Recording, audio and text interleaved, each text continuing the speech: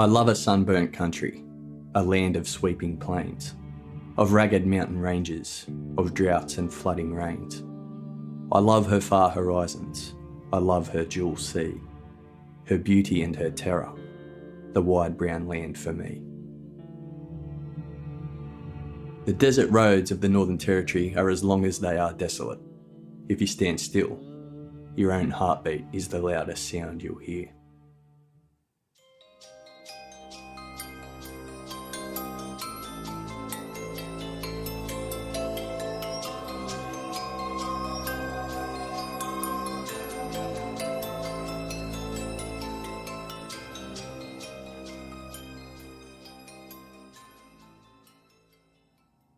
Alice Springs sits almost equal distance between Darwin and Adelaide, and is close to the very centre of Australia. It is the third largest town in the Northern Territory, with a population of just under 30,000 people. It welcomes up to 475,000 visitors each year, which is 1,300 new tourists every day. Tourists are drawn to Alice Springs as it is the closest big town to Uluru, also known as Ayers Rock. Uluru is the single sandstone rock that sits out of the ground 450 kilometres, 280 miles southwest of Alice Springs. It is a sacred, holy place for the indigenous Aboriginal people in the area and carries great spiritual meaning. The rock's most famous feature is the way it appears to change colour at different times of the day, most notably when it glows red at dawn and sunset. Listed as a World Heritage Site, Uluru sits at an enormous 348 metres high and has a girth of 9.4 kilometres or 5.8 miles. There is 2.5 kilometres or 1.5 miles worth of rock that sits beneath the surface. That's a mesmerising and sometimes eerie place. Most travellers tend to fly into Alice Springs and hire cars and camper vans for the 6-hour drive to Uluru. The closest campground is 20 kilometres, 12 miles away. Many stretches of road have no services. You are given advice at the rental car depot to fill up where you can, and to carry provisions at all times. Maps can be misleading, and distances between two places can be much longer than they seem. The vast stretches of horizon and flat expanses of desert make things seem a lot closer than they really are, and this, mixed with the crisp clarity of the air, means you can literally see for hundreds of quiet, desolate miles. More adventurous travellers make the way by road during their driving tour of Australia, often driving north from Adelaide after coming from Australia's east coast, or more uncommonly across the Nullarbor Plain, about a 28-hour drive from Perth. The Northern Territory covers nearly 1.5 million square kilometres, or just over 520,000 square miles of red, dry, hot, dusty, and mostly impenetrable desert in the north-central heart of the country. Most of the residents, Territorians as they are known, live in the cities of Darwin, Palmerston, Alice Springs, Katherine, Nhulunbuy and Tennant Creek, with small numbers living in more remote communities. The Australian outback is one of the least populated places on Earth. This part of Australia is one of the driest, flattest, most arid and least hospitable places on the planet. Temperatures vary dramatically, with the average maximum temperatures in summer of 36 degrees Celsius, 96.1 degrees Fahrenheit. But temperatures can easily reach 45 degrees Celsius, or 113 degrees Fahrenheit. During the winter months of June, July and August, it plummets to an average of 5.1 degrees Celsius, 41.2 degrees Fahrenheit, and at night can easily drop to -5 degrees Celsius, 23 Fahrenheit. There are basic rules for driving in parts of the Australian desert. You need to have a suitable vehicle, carry enough water and enough petrol, have a map, tell somebody what route you are taking and when you expect to arrive at your destination, and have a two-way radio, because a lot of the area is without mobile phone coverage. If you don't follow these rules, you risk death. The Australian desert has killed more than a few people over the years. There is a single highway that links southern Australia directly north through Alice Springs to Darwin, known to locals simply as the Track. The Track is the Stuart Highway, an almost straight road cutting through the Red Barren Desert for 2,834 kilometres, 1,761 miles. From top to bottom, there are only 17 junctions in total. Up until 2007, the roads of the Northern Territory actually had no speed limit restrictions. The Stuart Highway is mainly used for transporting goods from one end of Australia to the other, most commonly fuel, mineral ores and cattle, but also food and other goods. You can drive an entire day on some remote stretches without seeing another vehicle. If you do happen to see another vehicle, it is likely to be an infamous road train. These enormous trucks, which can be over 50 metres long and weigh in at 200 tonnes, plough up and down the Stuart Highway at speeds so great that tourists are reminded in their guidebooks of the dangers of getting in the way of these monsters of the road. The thrill of the open road and the sheer expanse of the hot desert is an exciting drawcard for many. But for those used to big cities, busy beaches, or in this case, the relentless rain and dark clouded skies of England, driving from Adelaide to Darwin was the thrill of a lifetime, and unlike anything they had experienced before. On the 6th of October 1958, in the port town of Geraldton, Western Australia, 424 kilometres, 263 miles north of Perth, Colin and Nancy Murdoch brought a son into the world. Already in their 40s with two sons of 11 and 14 years, a new baby was a shock. Their third son, Bradley John Murdoch, was brought back to their humble 3-bedroom 5-row house, 52 kilometres north of Geraldton, to their hometown of Northampton, a small rural community once thriving 150 years before as Australia's first iron ore mine. But the mine eventually ran dry, and the community came to rely on wheat farming as its main source of income. Agriculture in dry areas like Western Australia is risky. When the rain is good, the wheat production thrived, but the many times of drought saw poor crops, which resulted in hard times for the area. Bradley Murdoch spent his youth in the cliquey town that was well known for its resistance to change. Northampton had 3 pubs and 3 churches, and often the town would be closed by lunchtime. Murdoch's parents, Colin and Nancy, were liked in the area. They were not wealthy, but Colin, a mechanic, was never short of work. He was a quiet man who the community came to rely on for fixing almost anything. Nancy was the only hairdresser in town and would convert her kitchen and bathroom into the local salon most days. They were firm but fair, but after already bringing up 2 teenage boys, they would find bringing up another son more difficult. The eldest brothers, Robert and Gary, were close. They didn't have a lot of time for their younger brother, and Bradley Murdoch wouldn't receive much attention. Robert was born with only one ear and was a sickly kid. He spent his whole childhood in and out of hospital and had many operations. Bradley Murdoch became a bit of a nuisance and started to rebel. He would be described as having a false sense of bravado. He craved attention, was difficult to control, was defiant, disengaged, and felt like an outsider even within his own family. He knew from an early age he had to be tough to survive, and he wasn't going to take any shit from anyone. He was a bully and would often get into fights. At 12 years old, and increasingly harder to control, Colin and Nancy decided to move to Perth and give Murdoch a fresh start. He didn't cope well. He didn't fit in, rebelled further, and started getting involved with bikies. In 1973, at 15 years old, he left school and made his way back up to Geraldton and Northampton, this time with the gang influence. He came to be known for his involvement with alcohol, drugs, and guns.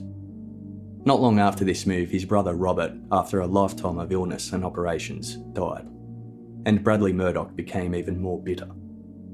He started to have brushes with the law, and in the late 70s, he faced his first firearms offences.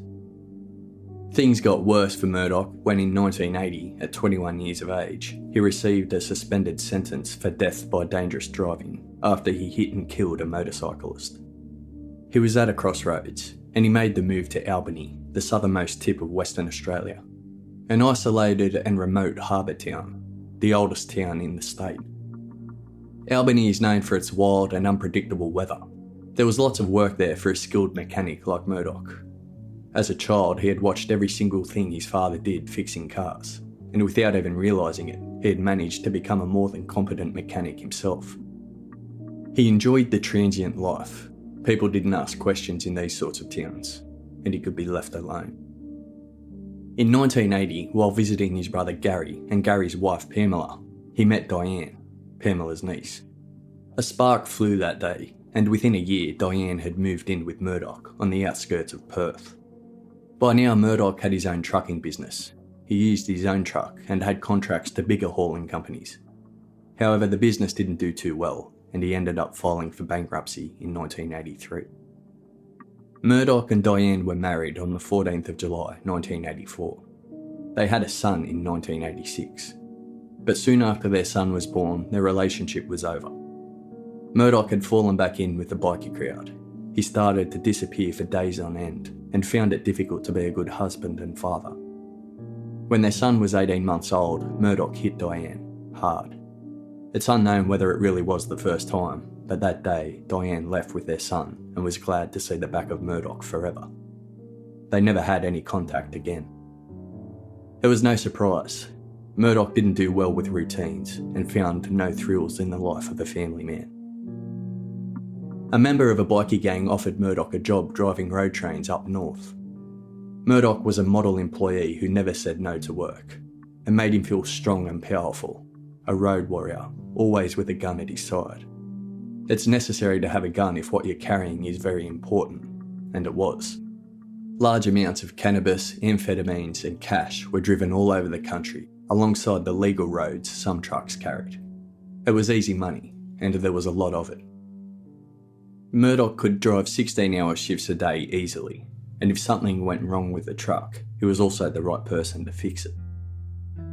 Murdoch had gone almost 15 years without a brush with the law.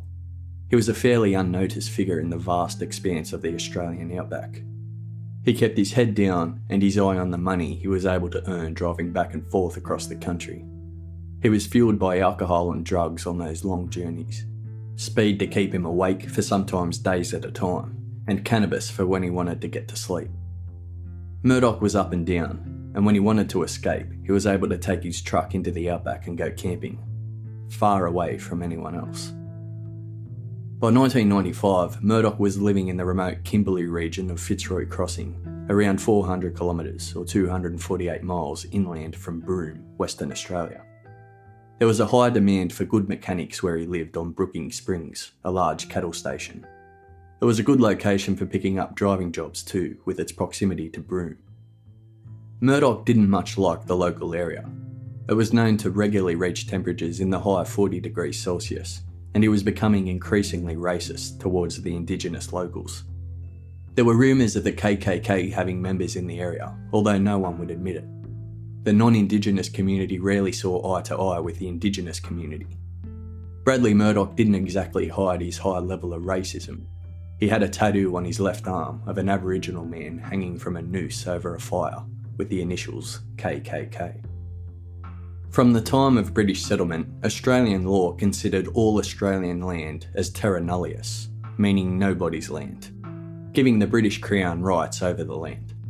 As black and white communities lived side by side through generations of divide, trouble started to brew over claims the Indigenous community had to their own land. In 1992, the High Court of Australia made a monumental decision. They overturned the legal doctrine of terra nullius, meaning Aboriginal communities would be able to lay claim to their sacred land.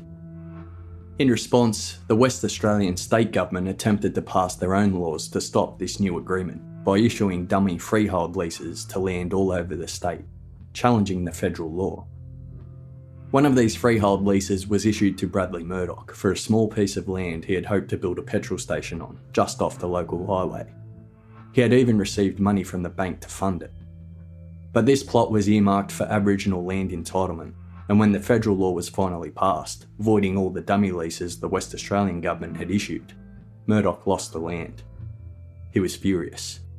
He personally blamed local Aboriginal leader Joe Ross, who had been vocally campaigning for Aboriginal rights.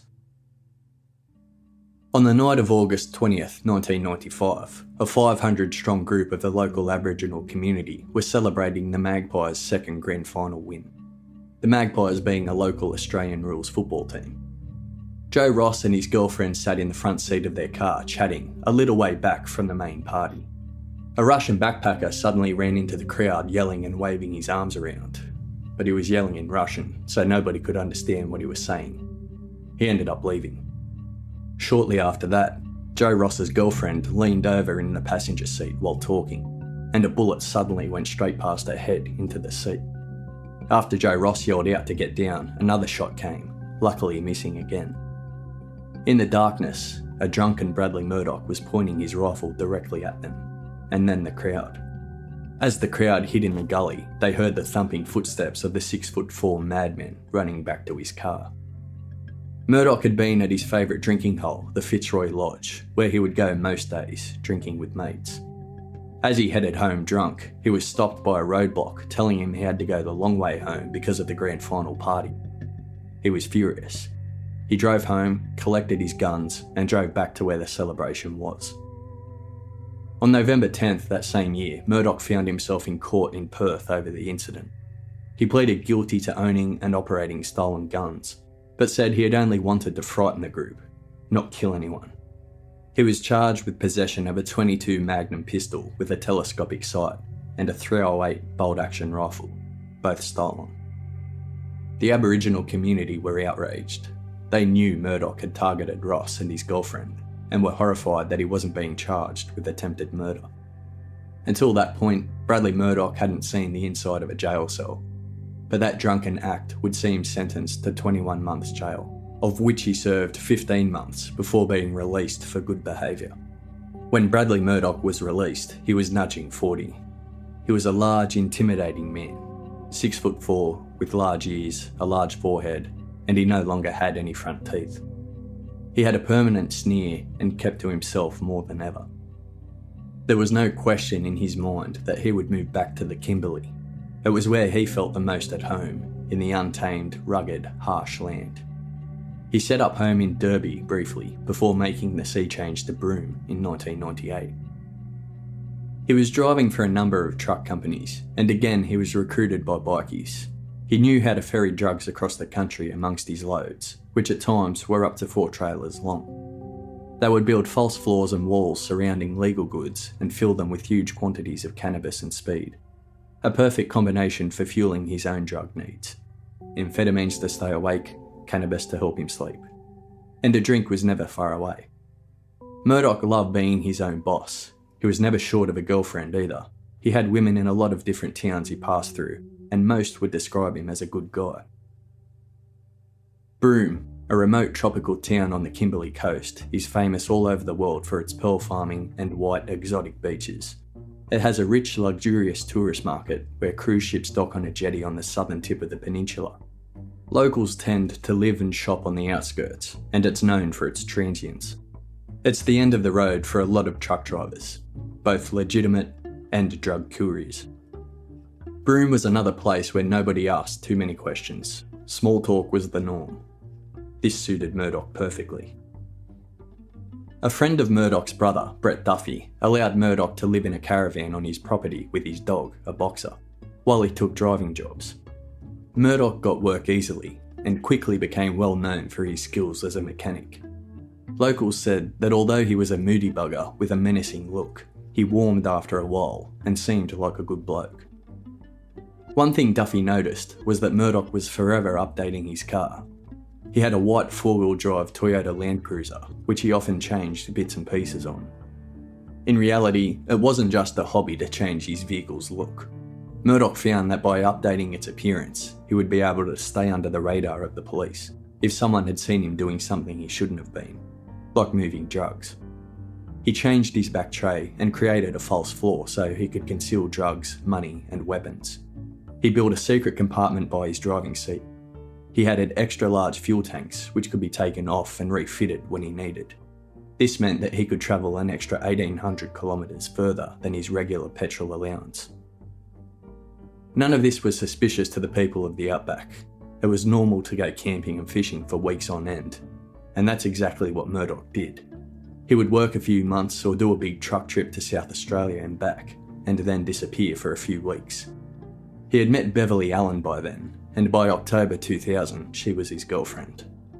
Allen would describe Murdoch as a gentle giant, but she did say that he would disappear in his 4-wheel drive and reappear again weeks later. She never asked any questions though, and rarely did he tell her where he had been. Murdoch ended up moving into a small unit on the northern edge of town, just near the Palms Resort.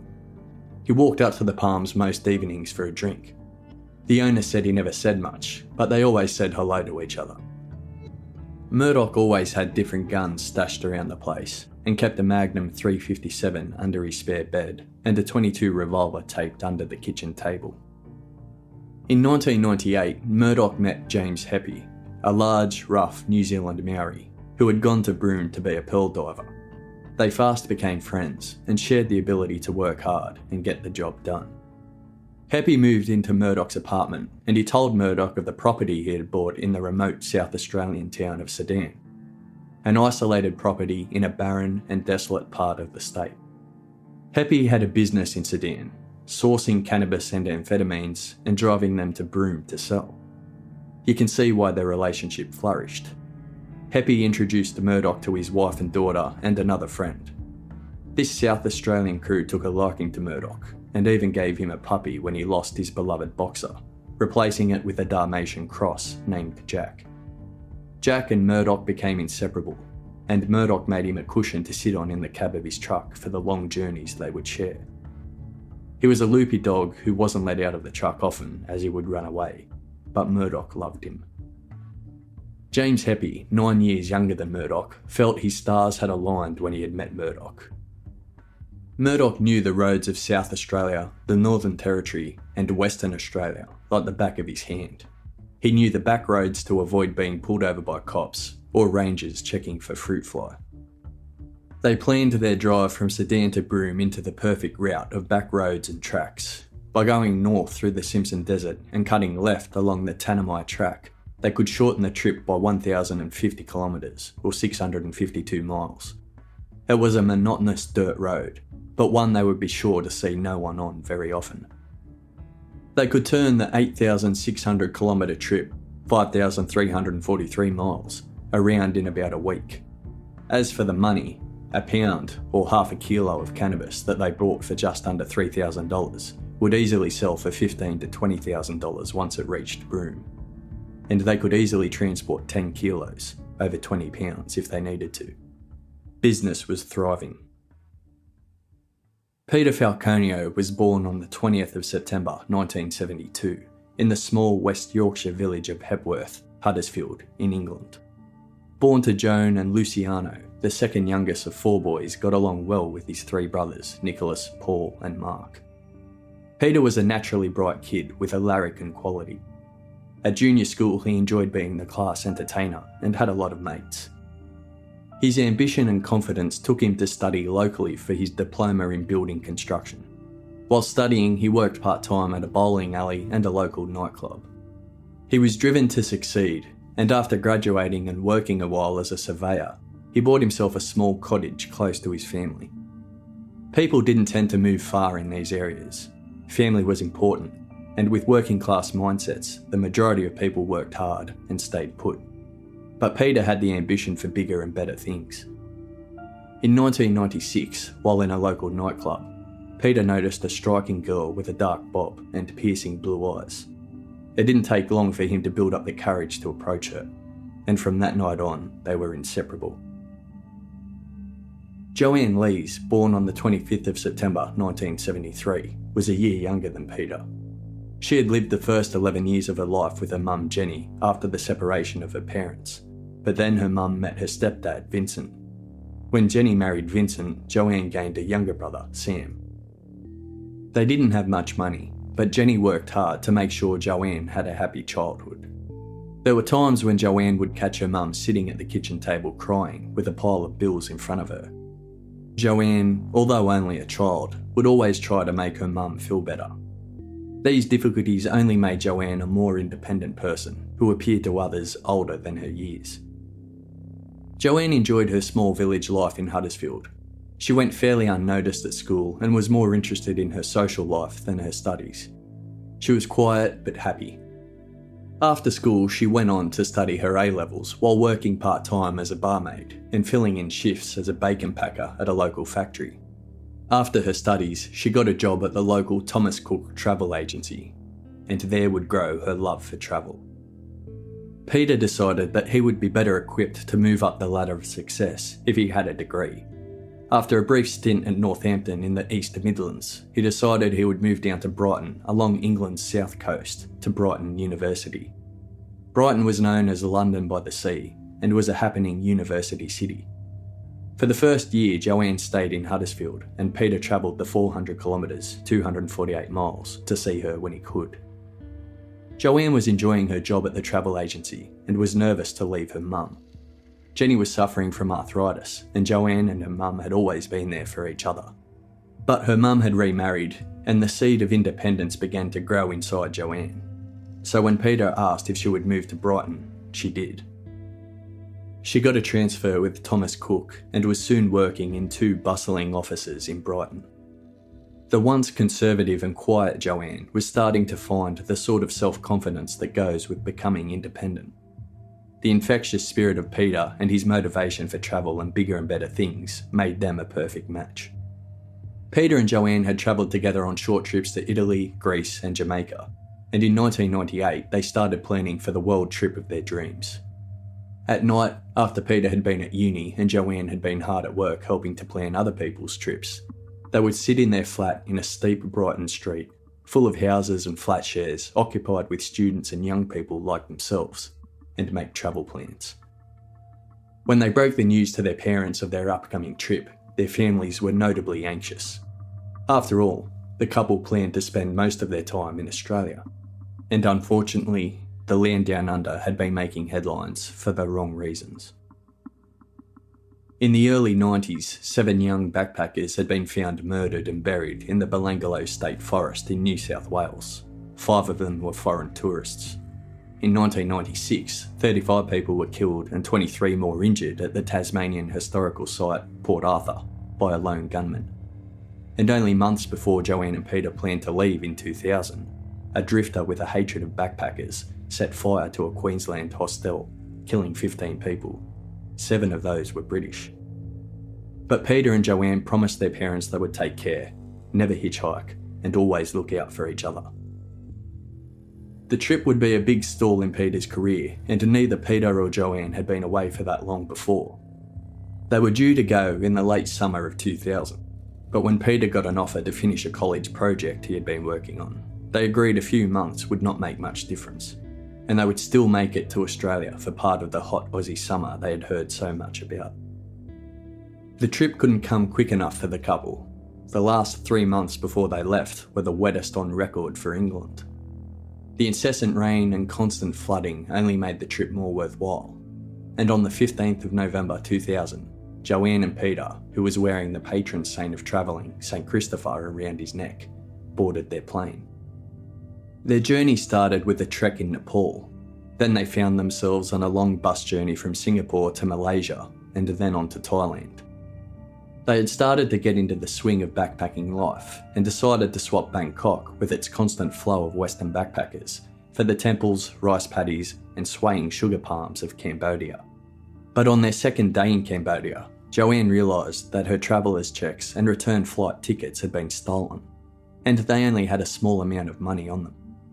They reported it to police, but struggled to replace them in Cambodia. It rattled the couple enough that they made a quick exit from the country, with the help of a fellow traveller who paid their tickets back to Bangkok. In Bangkok, they were able to easily sort themselves out and get the money checks reissued. After a brief thought of going home, Peter and Joanne decided that they would continue with their plans and not let this disaster ruin their trip. Off they flew to Australia, and as dawn broke on the morning of the 16th of January 2001, with the Sydney Harbour Bridge like a beacon outside the plane window, they touched down in Sydney. Landing easily on their feet at the Springfield Lodge, a quiet English-style lodge. It was in Potts Point, just a stone throw from the centre of King's Cross and thousands of miles from the blustery winter back home. The area was unlike anywhere they had ever seen before. King's Cross, the red light district of Sydney, was renowned for sex, drugs and mischief. The buzz in the air was infectious, but Peter and Joanne had their hearts set on finding a place of their own. They settled on a flat share in Bondi. This way they could have their own space and a permanent base. They planned on finding work and travelling the vast landscape of Australia. Life was good, with Bondi Beach just a few minutes walk away, and the cliff-top walks along to Bronte Beach and other coves, making their new home a dream place to live. Days after days of endless blue skies, and the nights were filled with bustling nightclubs and hostel bars. They were having the time of their lives. Peter and Joanne were on a working holiday visa, which only allowed them to work in one place for up to 6 months. This meant that finding a job in their careers was difficult, as employers didn't want to train you in their business, only to see you go a short time later.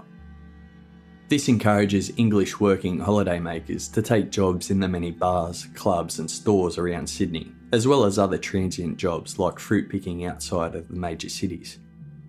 It's common to work a few months, then travel, and then work again. An easy way to fund your trip while meeting fellow travellers. Peter found a job easily installing office furniture around Sydney, while Joanne printed off her CV and went store to store looking for retail work in the main centre.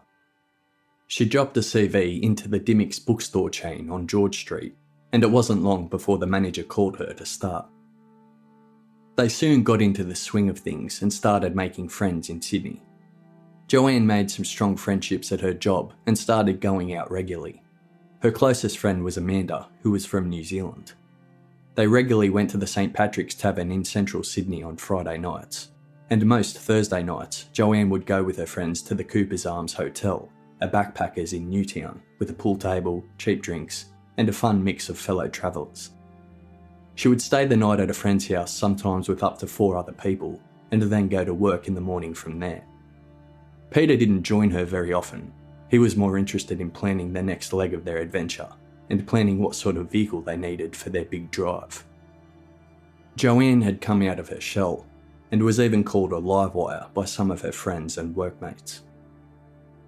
It was on one of these nights out that Joanne tried ecstasy for the first time. Her and Peter had never dabbled in recreational drugs, but the Sydney social scene was rife with party drugs, and they just went with the flow. Peter was restless, ready to take on the road, but Joanne wanted to prolong their stay in Sydney. Soon their 3 months had almost become 5. She was having too much fun to leave just yet. Peter went to the Sydney Travellers Car Market, an underground car park in King's Cross, especially for travellers to buy and sell vehicles. He had been told to try the market rather than trawling the classifieds every week. He knew he would find the best vehicle for their trip, and he was excited. They would head down the east coast to Melbourne, across to Adelaide, and then up to Darwin. From there they would go across to Brisbane and sell the van. The plan was then to go over to New Zealand. Peter couldn't wait. On a Saturday morning at the market, he spotted an orange combi van that looked as though it had a new paint job. It looked well looked after, and after meeting the owners, who had just finished their own backpacking tour of Australia, he took it for a test drive. It had around 85,000 miles, or 136,000 kilometres on the clock, which seemed too good to be true for a car 30 years old. The couple who owned it said it ran like a dream. It had a sink, a fridge, a fitted gas cooker, a camp bed in the back, and curtains across the back window. They wanted $3,000 for it, but Peter wasn't a pushover. He knew his way around cars. He left it that day, thought about it, and within days he had bought the combi for $1,800. Joanne was dubious about the old van. It didn't go over 80 kilometres per hour without shaking and shuddering, and with around 5,000 kilometres or 3,000 miles in total to drive, many of them through the desert, she didn't much like the idea. But Peter was so confident, Joanne too became swept up in the excitement of their little home on wheels. Peter spent every spare minute tinkering with it. He installed a lamp in the back for reading and a shelf under the dashboard for things like drinks, his Venolin inhaler and his cigarettes. And Peter wasn't taking any chances with their money. He built a safety deposit box and was determined not to go through another incident like what happened in Cambodia. On the morning of the 25th of June 2001, 5 months after they had landed in Australia, they left Sydney behind and set off south, driving through Canberra and on to Melbourne. It wasn't long before they had already travelled 1,500 kilometres, 932 miles, and found themselves in Adelaide. 6 days before Peter and Joanne left for their trip, on the 19th of June 2001, on a remote stretch of road in Western Australia, heading toward the South Australian border, 22-year-old barmaid, Julie, was driving solo from Perth to Adelaide when she noticed a white four-wheel drive approach her from behind in the rearview mirror. She had consumed a lot of alcohol and was feeling weary. The four-wheel drive overtook her and stayed in front of her, lighting up the road. She was grateful, and at the next truck stop, a few 100 kilometres from the border, she stopped with the four-wheel drive and met the male driver. They continued to stop at each truck stop where the driver shared speed, alcohol and cannabis with her to help her with the long drive. They agreed to stop over the border and camp the night. They stopped 200 kilometres over the South Australian border and parked next to each other. They started chatting and realised that they knew some of the same people back in Perth. He seemed like a nice guy, and when he set up his bed in the back of his ute under the heavy canvas canopy, Julie noticed how well equipped he was. He had everything he needed to live in that truck.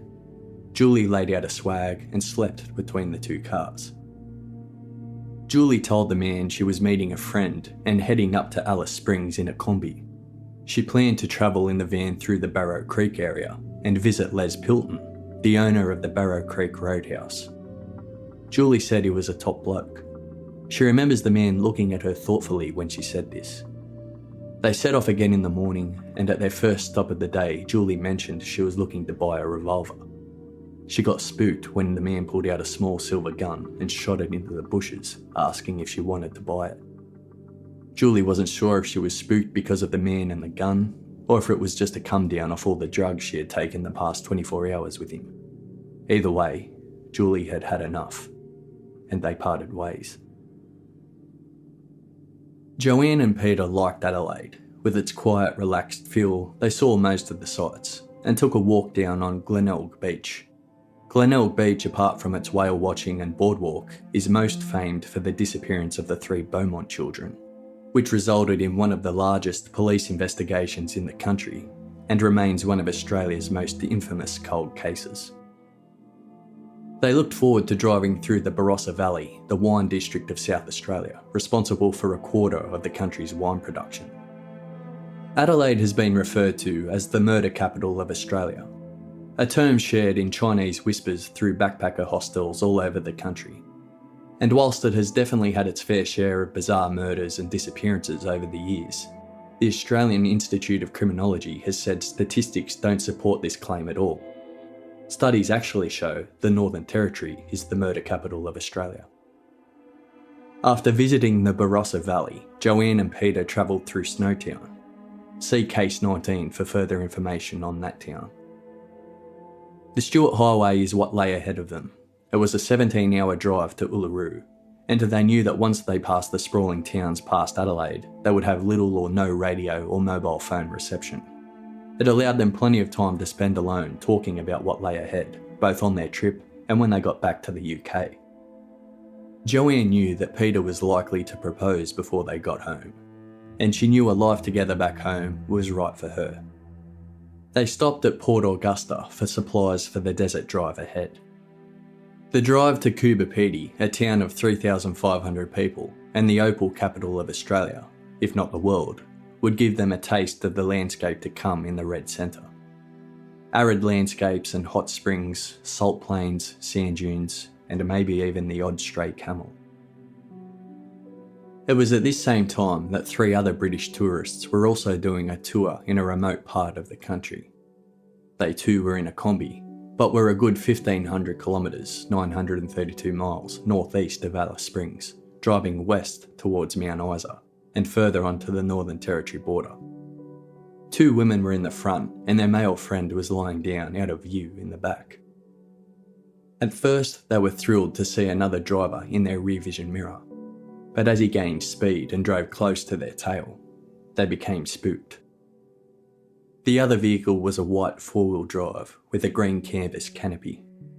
The driver made the move to overtake the British backpackers.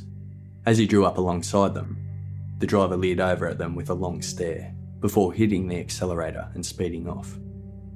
Filthy perv, they thought. As they neared the top of a hill only a little further up the road, they got a fright to see the same ute pulled to the side. The male driver was half out the door smoking a cigarette. As they passed him, he got back in his car and pulled back onto the road. Within a minute, he was back on their tail. This time he felt so close they thought he was going to hit them. Once again, he made the move to overtake, and as he pulled up alongside them, they looked over in horror as he held his hand up to his head. Gesturing with 2 fingers, he mimicked shooting himself. They followed his gaze to the back seat of their combi, where their male friend had just put his head up to see what was going on.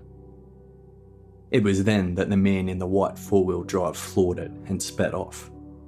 They were so spooked they discussed reporting it to police when they got to Mount Isa, but they didn't end up reporting it for 3 weeks.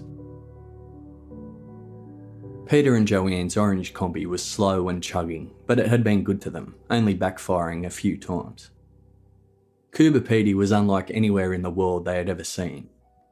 The town, famous for its opal mining, had most residents living in bunker-type homes underground, a way to keep cool over long, boiling hot days. Coober Pedy seemed like the middle of nowhere, and it was. A desolate, dusty speck in the vast desert. It even had to have water trucked in for the residents. It was no surprise for Peter and Joanne to learn that this is where Mad Max 3 was filmed. They treated themselves to staying at the local backpackers, where they slept in an underground room, not too different to a cave. Joanne sent a postcard to her mum, stepdad Vincent, her brother Sam, and even the dog, saying they were looking forward to the hot weather up north. Both Joanne and Peter were good at staying in touch with their families back home, calling often, and always sending postcards from each major place they visited. A little further past Coober Pedy, the road takes you east along the hills to the dog fence. This 2-metre high wire barrier stretches for over 5,300 kilometres, 3,293 miles, across 3 states, to protect the sheep country in the south from the native dog, the dingo. The desert-like moonscape along the fence, with its fossilised shells, grey soft clay dirt, and cracks that appear to be bottomless, has been nicknamed the Moon Plain. You get the feeling you're encountering a Mars landscape out there, a million miles from Earth. Huge rocky caverns, dry, dusty and cracked red desert floors as far as the eye can see. The occasional whirlwind picking up dust and dry foliage in tiny turbulent circles in the distance. Peter and Joanne were surprised how cold the desert was after the sunset. Unbelievable that it was almost as cold as Huddersfield in the winter. They were thousands of miles from home, and the landscape made them feel as though they were on another planet. They took a left turn at El Dunda towards Uluru and made it to the Yulara campground in time to shower, eat and settle for the night. They decided to do the climbing walk of Uluru and wanted to do it at dawn to see the magical colours they had heard so much about, and to escape the scorching afternoon sun. They hadn't done a proper hike in ages, and the national park around Uluru, the Olgas and King Canyon was exactly what they were after. It is difficult to stay at the Yulara campground without thinking about the Azaria Chamberlain case, another infamous Australian case. Peter and Joanne also heard the standard campfire stories of man-eating crocodiles and the deadly snakes and spiders of Australia. Dawn at Uluru was as magical as they imagined. It was warm and clear, and when they reached the summit, they took a picture of themselves.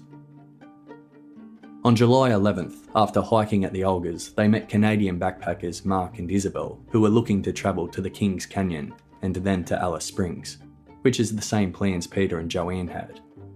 Peter and Joanne invited them along, and they spent a couple of days together walking the sandstone gorges and the famous Kings Canyon Rim Walk, before heading to Alice Springs, where they would part ways. Alice Springs would be their last major stop before Darwin.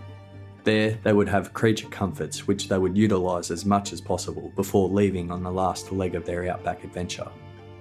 As the 4 travellers were approaching Alice Springs, Peter noticed the van pulling unusually over to one side. They stopped, and Peter and Mark took a look at the steering rod. They decided they would find a mechanic to take a look. Peter and Joanne dropped the Canadians off at their hostel and drove back out of town to a mechanic who said he should be able to see to it on the Friday morning, which happened to be Friday the 13th of July. Peter and Joanne stayed in a caravan park the next couple of nights. They used the couple of days in Alice Springs to sightsee and treat themselves to some creature comforts. While in Alice, Peter called his parents, telling them everything was great and they were enjoying themselves. They met a couple who told them that they really shouldn't miss the Camel Cup races the next day.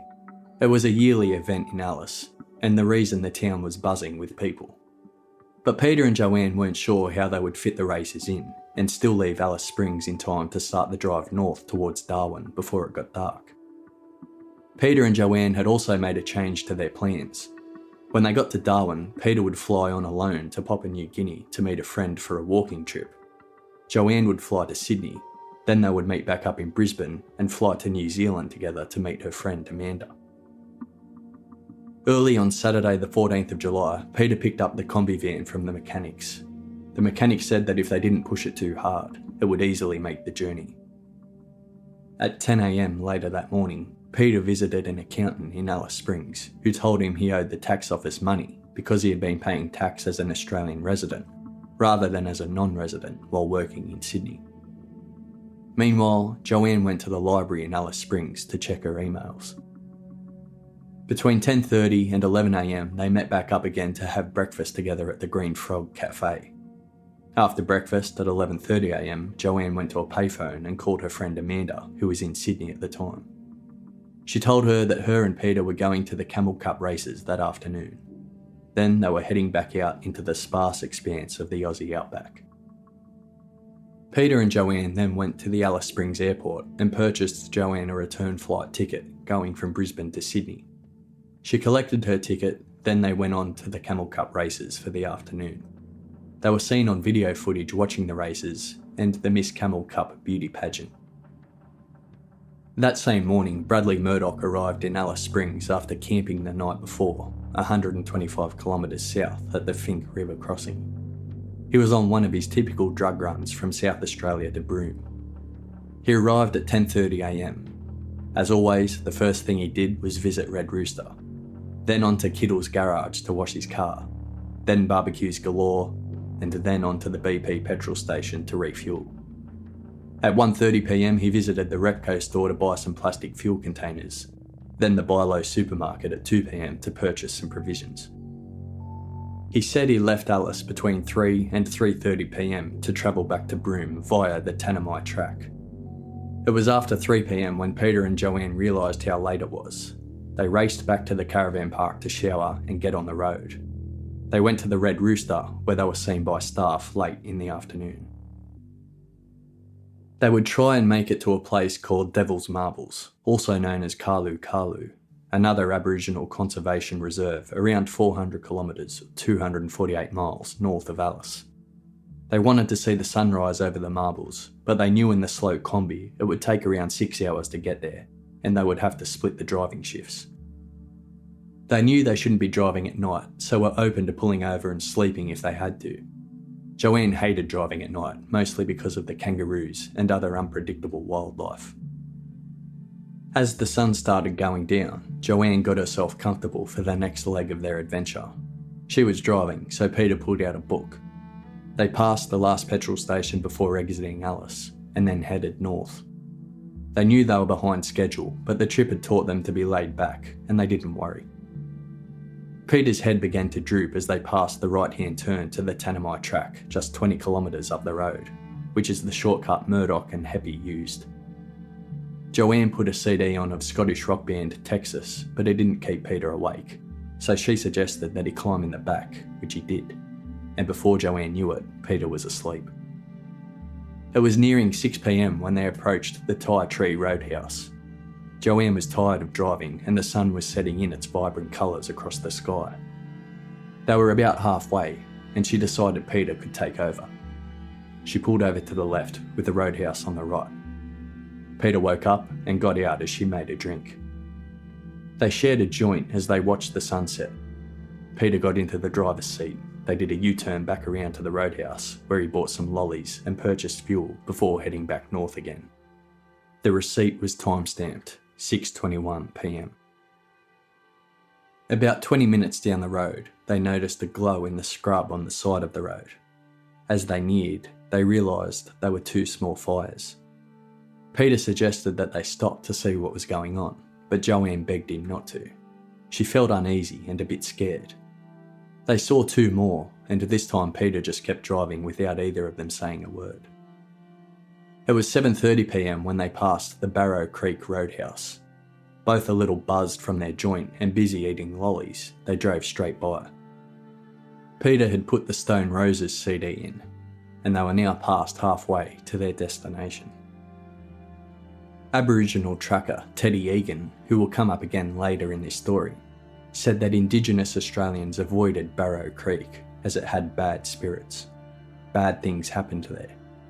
Horrific slayings had occurred in the area in the past, and it would forever carry a bad name. As they were passing Barrow Creek, Peter noticed headlights in his rearview mirror. Joanne turned around. They hadn't seen many people at all on the road, and on a moonless night, the lights were bright. As the vehicle approached, Peter slowed down, but the driver didn't pass. Peter complained that the lights were blinding him. Joanne turned, but all she could see were the lights behind them. They were close, almost right at their back window.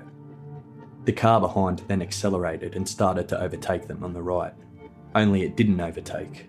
It kept at their speed, driving alongside. Joanne and Peter both looked to their right as the man slowly glanced over to them. He was pulling faces and gesturing wildly towards the back of their van. He wound down his window and started yelling out. Peter and Joanne made out the words sparks and exhaust. Peter slowed down, as did the other driver, and as Peter pulled over to the left of the road, the white Toyota four-wheel drive with the dark green canvas canopy pulled up behind. Joanne didn't want to stop, but it happened so quickly. She didn't like the look of the guy. Peter immediately got out, leaving the door ajar, telling Joanne to stay put. With the door open, Joanne noticed how cold it was outside. The interior light had stayed on, and Joanne looked back trying to hear what Peter and the other man were saying. As Peter bent down towards the exhaust, she heard the other man say he'd been seeing sparks coming from their exhaust for a while back down the road. She heard Peter say, "Cheers mate, thanks for stopping." Joanne felt a quick sense of relief that the man had actually bothered to stop and tell them. Peter stood up and walked back to the driver's side door, opening it to reach under the dash to grab his cigarettes. He then asked Joanne if she would rev the engine so they could see how bad it was. Peter walked to the back of the combi. Joanne got into the driver's seat and looked in the rearview mirror. She saw the man looking at her. She revved the engine and it rattled loudly before she heard a loud bang. It sounded like it could have been the combi backfiring. She turned around quickly to see what had happened, but the man was at her window with a gun pointed at her head. He pulled the door open and yelled at her to turn off the engine, but she fumbled and froze. The man pushed her across the seat as he started to climb in. She screamed for Peter as he angrily pushed her over and turned the combi off himself. He shoved Joanne right over to the passenger seat, and he got in behind the wheel. He leaned over, grabbing her, telling her to put her head down and her hands behind her back. She was in shock and struggled, so he started yelling, "Put your head between your legs and your fucking hands behind your back." She felt the end of his revolver hard up against the side of her head. She did as he said, and he fastened thick black plastic homemade handcuffs to her wrists. They were made out of cable ties and electrical tape. He opened the passenger door and threw her to the ground. Joanne hit the ground hard before he stepped out and got on top of her. She fought hard, kicking and screaming as he tried to tie her ankles together. Over and over she would kick and scream out for Peter. As she kicked and thrashed, he tried harder and harder to tie her ankles together. Finally he let go of her legs. With one big blow he punched her hard in the side of the head, before yanking her up and dragging her to his vehicle. He couldn't take the risk of someone driving past and seeing the mess he was in. It's unclear if Joanne blacked out at all, but she didn't notice whether Peter's body was lying anywhere between the two vehicles. The attacker pulled Joanne over to his vehicle, attempting to stretch wide electrical tape over her mouth. She was thrashing and resisting as he struggled to find her face, and he got the tape stuck in her hair. Lifting up the corner of the back canopy, he retrieved a cloth bag which he shoved over her head. He opened the front passenger door of his four-wheel drive and shoved her onto the passenger seat. She was still screaming for help, screaming for Peter. At this point, she saw the dog in the front of the attacker's car, sitting on the driver's seat. The dog didn't move and didn't react to what was going on at all. The interior light was on, and the man's face was only about 18 inches away from her. He had a scruffy face, grey specks all through his hair. His jaw was long, and he had a mean scowl. The next thing Joanne knew, she was in the back tray, under the canopy. She didn't know how she had gotten there. Possibly he shoved her through the canopy on the side of the vehicle. She didn't know. She was lying on her stomach, but rolled onto her back. As her eyes adjusted to the darkness, she noticed a small light towards the back, which she thought must have been the tail light. She heard the crunching of the ground under the man's feet outside. She heard scraping and dragging. She was absolutely terrified, and for the first time had found some clarity over the seriousness of the situation. She again found herself yelling for Pete. She heard the man say, "Be quiet or I'll fucking shoot you." It was at this point that Joanne became absolutely terrified that the man was going to rape her. She was more terrified of that than of him killing her. With the man still out of sight, she said, "What is it you want? Is it money? The van? Just take it. Are you going to rape me? Have you shot Pete?" All she got in response was no. The dragging sound started up again, and this is when she edged her feet towards the back of the ute tray. Hanging her legs over the back, she waited until she heard nothing outside, and she dropped herself over the edge, running for her life into the scrub on the west side of the highway. She ran with her heart beating out of her chest for what seemed like forever, falling twice before not being able to run anymore. She hid under a bush that was about 1 metre tall and curled up into a ball. Her hands were still tied behind her back, but she lay there motionless. She didn't want to move, petrified he was going to come looking for her. She tried to control her breathing, but the deafening silence meant that everything sounded loud to her. The next thing Joanne knew, the man was flashing a torch around the area where she had run. The torch was lighting up areas close to where she was. She heard him say, "Good boy, stay." She could hear him crunch the gravel, and then the sound changed as he stepped onto the undergrowth. She was shaking with terror and could not find it in herself to risk getting up and start running again in case he saw her. He continued sweeping his torch across the branches. Joanne expected he would find her any second. He walked past her 3 times, not far from the bush she was curled under. But then he turned and walked back to the road. Joanne heard heavy sounds in the gravel and the man getting into his car. He slammed his door and started the engine. Slowly, the white 4-wheel drive pulled out onto the road. But to her horror, instead of driving off, he backed up and faced the car so the headlights lit up the scrub. Joanne's whole body froze. He was looking for her again. After what seemed like an eternity, he drove off. Confused and frightened, Joanne was too scared to move. It was at this time that a local family were driving south from a family trip. They'd had a flat tyre and received help from some nearby campers. By the time they got on the road again, it was dark. They drove slowly as they didn't want to risk another flat tyre, especially with 9 people in the car. They saw another car approaching and commented how strange it was. It didn't look like a tourist vehicle, and it was strange to see locals driving out there at night. It was a white hire vehicle with a canopy.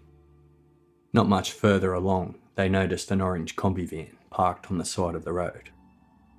They kept driving. Joanne, confused and disorientated, believed the man was coming back. She realised that the handcuffs he had put on her behind her back were fixed with cable ties and tape. She had a looped space of about 10 centimetres in the middle. She twisted them around and tried to wriggle out, but she couldn't. She then tried to get her hands back up to her front, and by curling her knees up to her chest and sliding her tied wrist down over her bottom and underneath her legs, she was able to pass one leg through at a time. She tried different ways to break the ties, but nothing worked. She got the chapstick lip balm out of her pocket to grease up her wrists, but it was no use. Joanne was sobbing and shaking. It was 11 degrees Celsius by then, and she only had shorts and a shirt on. She remained hiding for over 4 hours in case he came back. She crawled towards the road where she hid in long grass. Enormous headlights then emerged up along the road.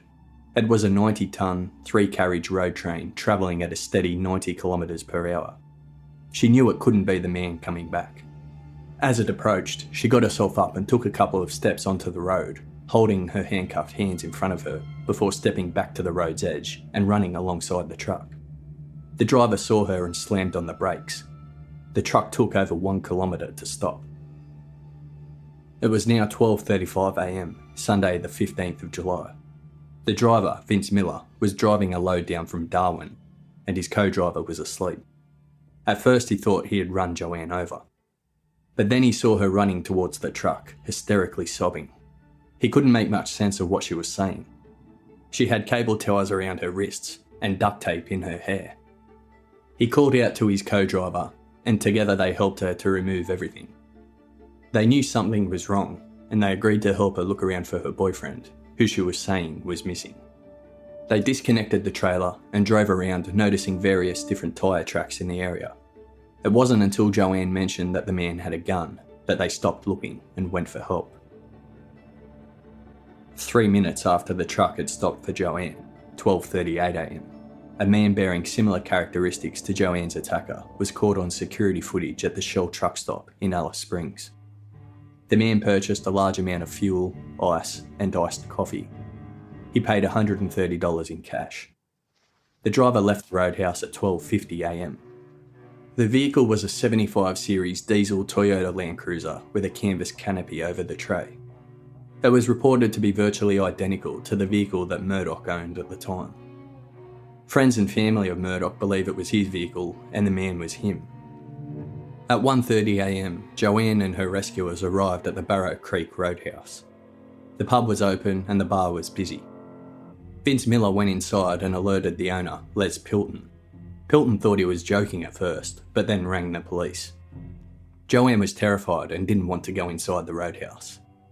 Pilton made her a cup of tea and Joanne started to calm down, but she was still in shock. Kathy Curley, a barmaid, kept Joanne company. It took the Alice Springs police a couple of hours to get there. They arrived at 4:20 a.m. They examined Joanne and her clothes, took statements, and asked her lots of questions about what had happened. They noted that she was clearly in shock. They took her clothes as evidence, so Joanne had to borrow some. Miller drew a map for the police to show them where they had picked Joanne up. Joanne described her assailant to the police as being a tall man around 45 years of age. She said he had a longish face with deep-set eyes, sunken cheeks, and scraggly hair coming out from under a black baseball cap. There was a lot of grey in his collar-length hair, and he had grey flecks in his eyebrows and moustache. The moustache was Mexican style that drooped at the ends. His eyes were drooping and his face was very lined. He wore a check-patterned shirt with a dark t-shirt under it and heavy-duty trousers, possibly jeans. At 7 a.m, Northern Territory Police launched a search for Peter and their gunmen. Senior Constable Abbott and Detective Sullivan set out with other officers to cordon off the scene. Together with Vince Miller, they looked for anything suspicious. They found a pool of blood covered with dirt beside the Stewart Highway. This blood was later DNA matched to Peter Falconio. The police also found the orange combi parked well off the road, 80 metres further on. It would be 8 hours after the last sighting of the attacker before Northern Territory Police set up checkpoints and roadblocks. It was entirely plausible the man had gone to ground or was hiding in a remote area of the outback. It was also possible he could have already gone interstate. Around 12 roadblocks were eventually organised, covering the main routes from Katherine to the South Australian border, to the Queensland border, to the West Australian border. Every roadhouse and cattle station in the area was also contacted, but the Tanami Road was not blocked. Their prime concern at that stage was locating Peter Falconio. The crime scene examiner from Alice Springs went to the Barrow Creek Roadhouse and interviewed Joanne, taking photos and videos of her injuries and taking DNA swabs. In the area around the crime scene, a team of officers walked 2 kilometres in both directions, east and west of the road, doing a sweep of the land with sticks, Joanne's footprints being the only thing of note they found. After this, Sergeant Bruce Grant and 8 other officers formed a team to comb even more of the area with metal detectors. For 6 days they searched, only finding rubbish. It would be 3 months later that a new search would locate the lid of Joanne's lip balm and some duct tape. A request was put in for Aboriginal trackers, but they were unable to get to the location for a few days. Joanne was taken to the spot where the combi was found to see if anything was out of place, and later taken to Alice Springs to help further with the investigation and to receive appropriate medical attention. Joanne didn't have a proper medical checkup for a couple of days. She was offered no counselling, victim support or care. The Northern Territory Police were scratching their heads. They found her story so unbelievable that there was an air of uncertainty amongst the officers over whether or not she was telling the truth. No one was advising Joanne on what she should and shouldn't say to the press. She was becoming increasingly anxious. Apart from the pool of blood, there was not a single trace of Peter or any of the belongings he had on him. Alice Springs detective Colleen Gwynn received a call in the middle of the night from her sergeant, who said, "A bloke is missing and his girlfriend reckons that someone shot him, but she's okay." Colleen had been back in Alice Springs for 6 months, after a year working in Port Moresby, Papua New Guinea. She was a tough woman who had seen a lot. In Port Moresby, when she would go on her daily run, she would be accompanied by an armed guard with a rifle. She had a rape gate fitted on her living quarters. There were huge drug and alcohol issues there, and attacks were common. A female cop was a good target. Colleen had no idea what she, the rest of the police, or the town of Alice Springs were in for. Media from all over the world would take no time to land in the town. There was an attractive English girl, small and shy, recounting a story that defied belief, escaping a nightmare attack in the middle of the desert by a huge man with a gun that had tied her up and shot her boyfriend. Everyone wanted the story, and they dissected every word. Most of these people were dubious. Joanne remained tight-lipped to the media. She gave only one interview directly after the incident while still at the roadhouse, but later her story changed while recounting details with the police, although she was in shock and could be forgiven for her slightly confusing account. Although the Falconios had given short press conferences in the immediate aftermath of the event, Joanne kept away. This planted a seed of doubt that would grow within the media. The girlfriend of the missing man not speaking for 10 days. When Joanne gave an official press conference, there was a request for public help. She wore a t-shirt with the words "cheeky monkey" across the chest. Although the press and the public found this hard to swallow, Joanne would reveal that the police had taken all her clothes and belongings, and so she had practically nothing to wear. She never gave the shirt a second thought, but the press had a field day with it. Back home in England, the tabloids printed headlines, "Horror Trips Down Under," reminding people of the terrifying backpacker murders as well as other attacks. People started to feel a reminiscence to Lindy Chamberlain and her cool, sometimes negative demeanour to the press and the public in the wake of the disappearance of her baby, Azaria. Joanne was not too different, avoiding the media and speaking through Falconio's brother, Paul, who had arrived from England. Unfortunately for Joanne, inconsistencies in her story started to appear. Her lack of explanation to the media caused them to draw their own conclusions from the information they had. Her description of the dog was muddled. People couldn't understand how she got her hands from the back to the front. She came across as cool and aloof in the midst of her world falling apart. When CCTV footage finally came out of the man who fit the description stopping for petrol in the early hours of July 15th, Joanne initially told police it wasn't her attacker, then changed her mind and said it was. The media and the public saw it as Joanne being untrustworthy, even lying. Responding to early public alarm and media scrutiny, Commander Bob Fields, who led the investigation in its early weeks, relied on an analogy to explain the magnitude of the task that lay ahead. Quote, "We're looking for a needle in a haystack, and you don't get a haystack much bigger than the Northern Territory." Joanne's account suggested a crime of opportunity, perhaps even impulse. The backpackers were in the wrong place at the wrong time. So the suspect population was defined merely by its capacity to be at the crime scene on that particular evening. The case was no ordinary investigation. There was unrelenting media attention in Australia and abroad. Police promised an extremely proactive inquiry, stating that they were determined to leave no stone unturned. There had been no further leads on Peter's body. Aboriginal tracker Teddy Egan found signs of stones kicked over and footprints belonging to Joanne. Although he said that tracking humans was a lot easier than tracking animals because humans make such a mess, neither he nor the 3 other trackers used by police found any trace of Peter or the attacker. A photo fit had already been released based on Joanne's description, and on August 3rd, another one was released, showing how the man would look without a mustache and with short hair. Joanne stayed in Alice Springs to help with the investigation for a few weeks before travelling back to England. This was viewed by some as her running away. But something else would start to evolve in the story that would take Joanne by total surprise, and she would be so scared she would not tell a single soul until some time later. The day before she was due to leave Alice Springs and return home, she was at the local RSL club for dinner with Paul Falconio, Peter's brother. They had always had 2 police chaperones with them to protect them. At around 8 p.m, Joanne received a call from the police asking her to come down and give an interview. She was confused and scared. Throughout the interview, she started to feel that she was being suspected. They asked her to clarify inconsistencies in her statement. It became apparent they were trying to get a confession out of her. The interview ended with them saying they wanted to get closure for Peter's family, and could she tell them where the body was. She felt betrayed and scared. She didn't want to tell the Falconios because she was worried what they would think. While appearance, vehicles, movements and personality require time to observe and are fairly easy to disguise, DNA is impossible to mistake. A tiny cut on the back left sleeve of Joanne's t-shirt gave police the opportunity to use DNA identification.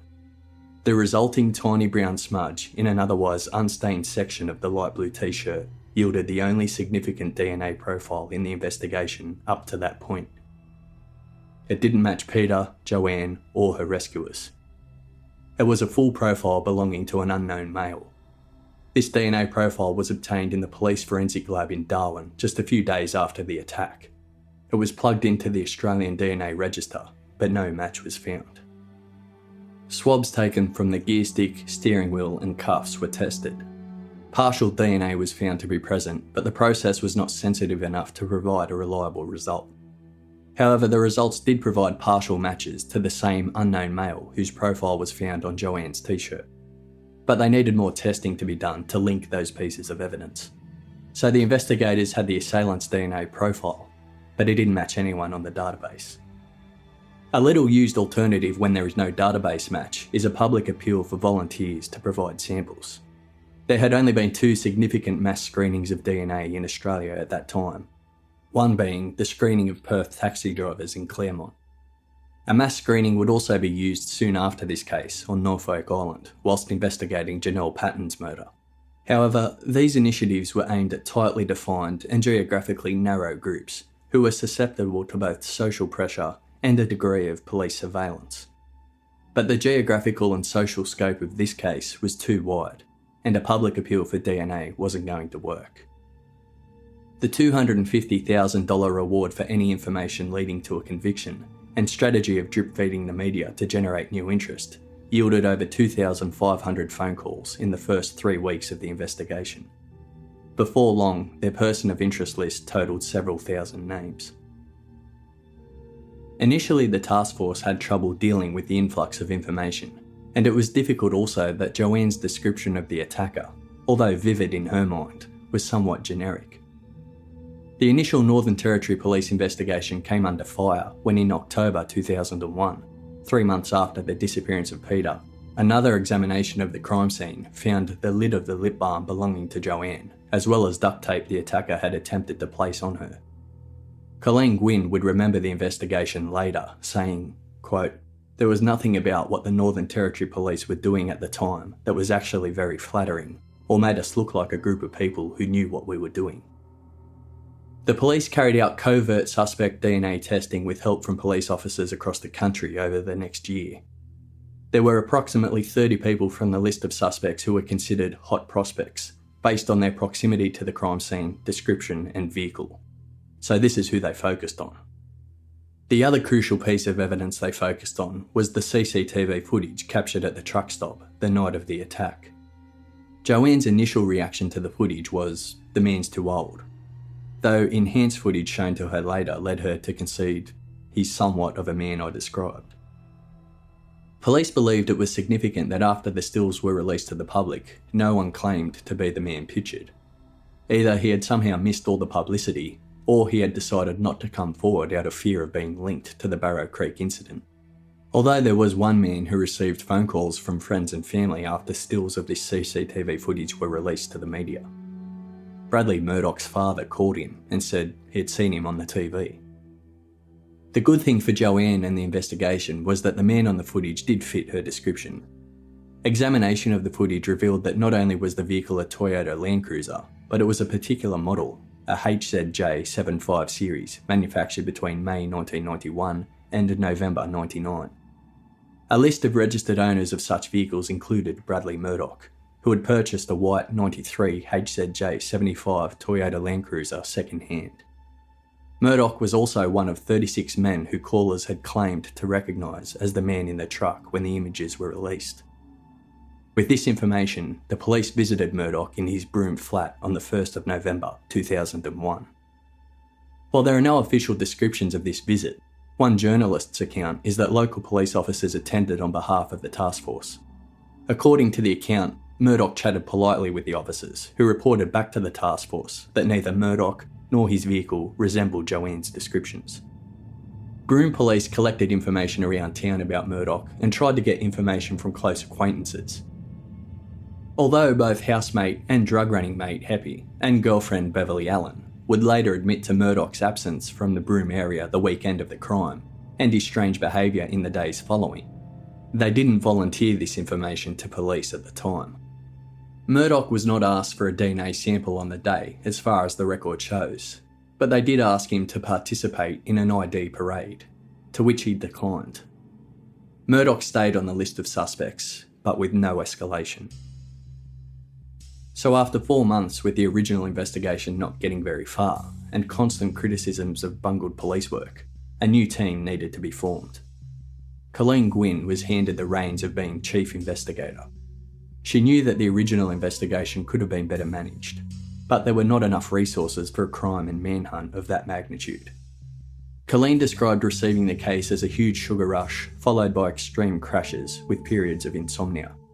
She didn't feel very confident.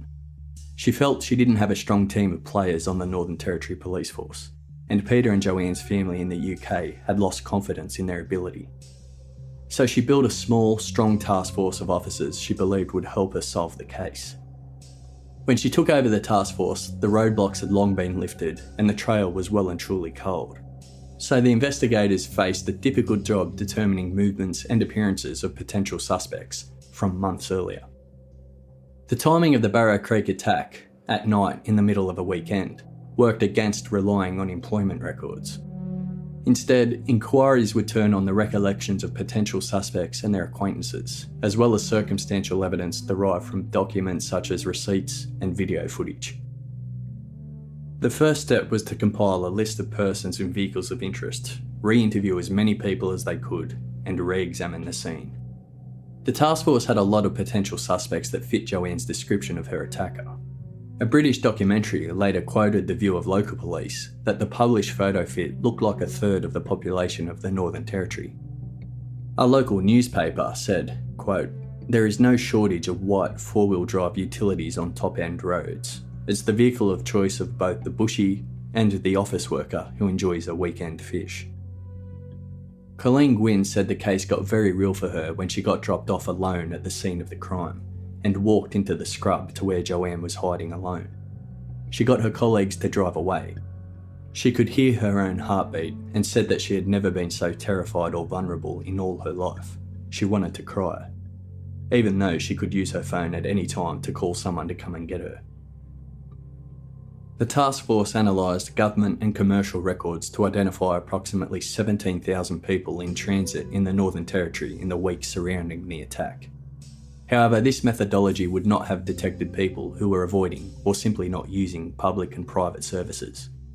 Many outback travellers would fit this category, including Murdoch, who was running cannabis from South Australia to Broome and always took stringent measures to avoid surveillance. The task force relied heavily on tips and informal ways of getting information, like chatting to the public. Colleen flew to England to meet Joanne and the Falconio family. She knew that Joanne had no confidence in the Northern Territory Police. After a 12-hour interview, Colleen ascertained that there was no problem with Joanne's account of the incident. She was clear and her memory was strong. She found Joanne's recollection of small details uncanny. She heard no inconsistencies, and from that moment on was convinced that the problem was bad investigation. She believed Joanne was an amazing witness and regained her trust. The task force got their break on the 17th of May 2002. Police pulled over James Heppy after receiving a tip and found 4 kilos of cannabis in his ute. He was facing a lengthy prison term, so he decided to start talking. Heppy informed police he had once seen his former business partner, Bradley Murdoch, making handcuffs with cable ties, apparently identical to the ones used to bound Joanne. He also said that Murdoch had once told him how he would dispose of a body, in a spoon drain like those on the edge of the Tanami track. Other information Heppy gave was that Murdoch was on a drug run the weekend of the attack, and when he arrived in Broome, he had mentioned he had gotten into some unspecified trouble during the run. He also dramatically changed his vehicle and his appearance immediately afterward. It was at this same time police learnt that Murdoch had fallen out with his brother Gary. So armed with this information, police asked Gary if he would provide a sample for DNA analysis, which he did, possibly because he didn't believe his brother was responsible. Gary's DNA result confirmed that Bradley Murdoch was their suspect, as they had a partial DNA match. This match proved that the person who owned the blood smudge on Joanne's t-shirt was a blood relative of Gary's. The police soon learnt that Gary had called Murdoch straight after the test and warned him that the police were after him. Murdoch disappeared, and he knew the area like no other. It wasn't until several months later, the 22nd of August 2002, that Murdoch was arrested in South Australia for an unrelated case, the rape and abduction of a mother and daughter near Swan Reach. This offence allegedly occurred only weeks after Peter and Joanne's attack at Barrow Creek. A paranoid Murdoch bound a young girl and her mother so tightly with handcuffs, chains and ties that he had to use tools to free them. The mother was an acquaintance of Murdoch and welcomed him often to her home in South Australia. It was alleged that her and her daughter were kidnapped and sexually assaulted in a panicked idea Murdoch had to use them as insurance if the police closed in on him. He subjected them to a 25-hour ordeal fueled by drugs and alcohol before finally letting them free. After his arrest for this crime, the task force investigating Peter's murder was finally able to catch up with Murdoch, and they were able to get his DNA. While Murdoch was in prison in Adelaide, Colleen and her team flew down to question him. Colleen said, "We arrived at the prison. The media was everywhere outside. I walked through the 3 sets of secure doors. My heart is beating like you wouldn't believe. I finally got to meet this man." Colleen was not just overcome with the intensity of meeting the murderer of an investigation that had consumed her, but also with a surprising and personal connection to her past that saw her having to battle demons she had not anticipated. Colleen said, "There was a remarkable resemblance between my father, who was the most intimidating and violent man who I've ever had anything to do with. My past flashed before me, and at the same time Murdoch was playing a game of intimidation with me. He stood over me, this tall, intimidating figure, and I was so small under his frame. He was yelling at me, he was spitting on my face, and I was never going to take a backward step, and I didn't. I played the game and I won. He took the backward step." In November 2002, police flew to the UK and Joanne was shown a photo board containing 12 photographs, including one of Murdoch. That process was filmed and a transcript produced. The officer conducting the exercise advised Joanne the following: "What I propose to do is show you a number of photographs of persons. You should take as much time as you require and look at all the photographs before making a decision. The person involved in the incidents on 14 July 2001 may or may not be amongst these photographs. If you see a photograph of the person, you should indicate to me which photograph it is by clearly pointing to it or by touching the photograph. Do you understand?" Joanne nodded and pointed to a photograph and said, "I think it's number 10. That photograph was of Bradley Murdoch. The DNA was sent to England, for testing by leading forensic examiner Dr. Jonathan Whittaker of Britain's Forensic Science Service, based in West Yorkshire. He used what was then a new DNA technique called low copy number DNA analysis. Dr. Whittaker was able to establish a DNA profile from previously undiscovered traces, minute traces that the Australian lab was unable to test. Australian forensic experts had already established that the DNA on the t-shirt was an exact match to Murdoch, 150 trillion times more likely to have come from Murdoch than anyone else, but they were unable to link his DNA to the handcuffs. Dr. Whittaker, using his low copy method, was able to retest the DNA found on the innermost layer of tape used to construct the handcuffs. He found it was 100 million times more likely to have come from Murdoch than anyone else. Dr. Whittaker also carried out tests on swabs taken from the gear stick of the combi and found a partial DNA profile matching Murdoch. After a trial in the South Australian District Court in Adelaide, Murdoch was found not guilty of raping and abducting a woman and her 12-year-old daughter. He was immediately arrested for the murder of Peter Falconio and the unlawful detention of his girlfriend, Joanne Lees. Murdoch was extradited to Darwin, where he was charged with murder and kidnapping. In May 2004, media descended on Darwin to cover the committal hearing of Bradley Murdoch. At this hearing, it would be decided if there was sufficient evidence to send Murdoch to trial. It would take 3 weeks to hear witness testimonies and other evidence before a decision was made. During the committal, the Director of Public Prosecutions hired a PR firm to facilitate the needs of the media, ensuring coverage didn't prejudice the trial and that the Northern Territory justice system was seen as professional. To cope with the demands of the trial and the huge media contingent, the Northern Territory Supreme Court in Darwin was renovated at a cost of $900,000. 2 witnesses gave evidence at the committal hearing who claimed to have seen Peter Falconio on July 22, 2001, a week after what was now known as the Barrow Creek incident, the attack on Peter and Joanne. The couple, Robert Brown and Melissa Kendall, said they were working at a service station 2,500 kilometres away in Burke, outback New South Wales. They said a man they recognised as the missing tourist from newspaper photographs entered their shop. Robert and Melissa both said they were certain it was him. He was travelling with another man and a dog in a dark green utility vehicle. Robert said he noticed a slight accent and that he was not Australian. He said the man bought a chocolate bar and a drink. The man's companion was a very rough-looking person, skinny with dark hair, olive skin, and a dirty white t-shirt covered with red dust, who bought 2 packets of dog biscuits. Melissa said she was shocked and didn't know what to do. She had seen a photograph of Falconio in the newspaper that day and immediately recognised him. Peter's mother Joan and brother Nick left the court and remained outside for most of this testimony. Robert and Melissa's account of the sighting varied. Melissa described the man in his late 20s as solid, with a shaved head and dark stubble, a fair complexion, and an injury to the left side of his face. Robert, meanwhile, described the man as being in his early 30s, solid, with sandy-coloured short hair, and an injury to the right side of his face. Melissa said she sold the missing man a drink, and then told Robert after he had left the shop what happened. The sun was still up at the time.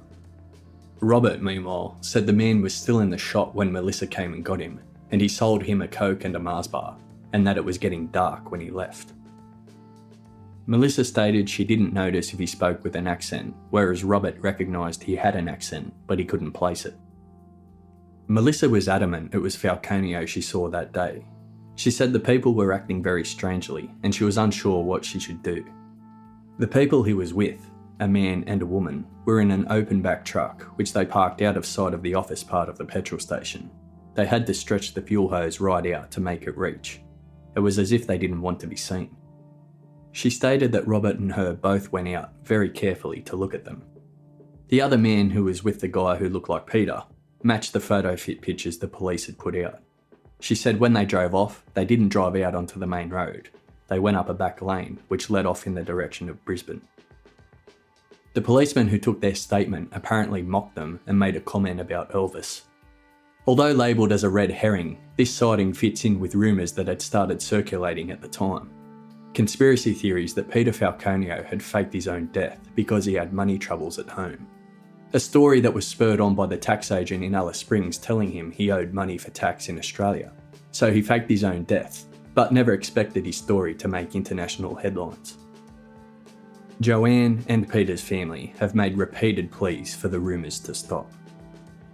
Murdoch's lawyer, Grant Algie, raised the fake death scenario when he suggested that the British couple had stopped by the side of the road near Barrow Creek to meet with a third man, who they had arranged to take Peter away alive. What would also emerge was the secret Joanne had been keeping. Joanne admitted she and a friend called Nick overstepped the boundary of friendship back in Sydney, but that it had now ended. She had confided in Peter's brother back in 2001 about this, but she had not wished to personally tell his parents. She let Paul Falconio do that. It was never spoken about, but Joanne knew she had the full support of the Falconio family. During the cross-examination of Joanne by Murdoch's defence attorney, Grant Algie, she was asked if she had a sexual relationship with Nick while her and Peter were living together in Sydney. Joanne replied, "I'm going to answer yes, but I wouldn't classify it as an affair or a relationship." Nick was an Irishman Joanne had met on a night out in Sydney. When she was staying over with friends on her Thursday nights out in Newtown, it was actually Nick's place where the group of friends would stay. And it would be Nick who she would have coffee with at the cafe before getting the train to work on a Friday. Their affair grew in intensity, but Joanne wasn't sure if it was merely the thrill or if she truly had feelings for Nick. She briefly flirted with the idea of leaving Peter for Nick. But deep down, she knew Nick was just playing the field, a young single guy who was about to leave Sydney and go travelling again. She soon dismissed the idea as a silly thought. They had a farewell together in Sydney, and Nick set up a secret Hotmail account under the name Steph so that she could secretly email him without Peter knowing. She was then asked in court if she had emailed Nick, or Steph, when she was in Alice Springs to make arrangements to meet up with him in Berlin, to which Joanne said no, she had merely made a suggestion. The media enjoyed the news of the affair immensely. Joanne also denied that she and Peter had an argument at the Backpackers in Alice Springs the night before reaching Barrow Creek, or that there was trouble in their relationship. She saw the affair with Nick more as a blip on her and Peter's otherwise smooth 5-year relationship. Murdoch's defence team were using the affair to try and plant reasonable doubt. Joanne was questioned at length about her account of the breed of dog she saw on the front seat, and why she had changed her mind over what breed the dog was. Her initial description of the dog at the time of the incident was medium-sized, brown and white, or black and white and short-haired, which would then change the following day to medium-sized blue heeler, brown and white, short-haired. Joanne explained that when she was taken to the roadhouse at Barrow Creek and met Kathy Curley, the barmaid who had been comforting her, she also met Kathy's dog, which she felt resembled the attacker's dog, and Kathy's dog was a blue heeler. Although more Dalmatian in appearance, Murdoch's dog was a Dalmatian blue heeler cross. After extensive back and forth, it was decided by the court that Joanne had identified Murdoch's dog. With the evidence heard at the committal, it was decided there was enough evidence to proceed to trial. The trial was set to start in October 2005. It would run for 8 weeks and hear from 85 witnesses and have more than 300 exhibits tendered. The world would see a very different Joanne Lees at the trial. Instead of ignoring the media and hiding in the back seat of a car and being hurriedly swept into an underground car park and back entrance of the court, Joanne would walk the front steps of the court, happily greeting the press. On the morning Joanne was due to give evidence at trial, a policewoman approached her and told her that back in Alice Springs, during the first few weeks of Peter's disappearance, the Northern Territory Police had bugged her room.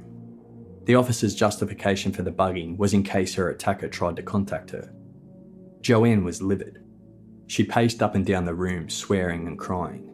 Then suddenly she decided she needed to focus her anger, channel it towards the person that caused all of this, and that was Bradley Murdoch. Murdoch formally pleaded not guilty to the murder and to assaulting Joanne and depriving her of her liberty. He sat behind a glass enclosure flanked by 2 officers who stayed with him every minute. As Murdoch stood, he towered above them. Murdoch was described as having an immensely strong presence. He sat filling out exercise books, concentrating intensely as he studied the evidence and maps. He sat behind the glass watching Chief Justice Judge Brian Martin, Prosecutor Rex Wild, his own defence barrister, Grant Algie, the 6 men and 6 women of the jury, plus the 3 reserve jurors, and sometimes he would glance over at the public gallery where in the front row sat Luciano and Joan Falconio, and behind them, Joanne Lees.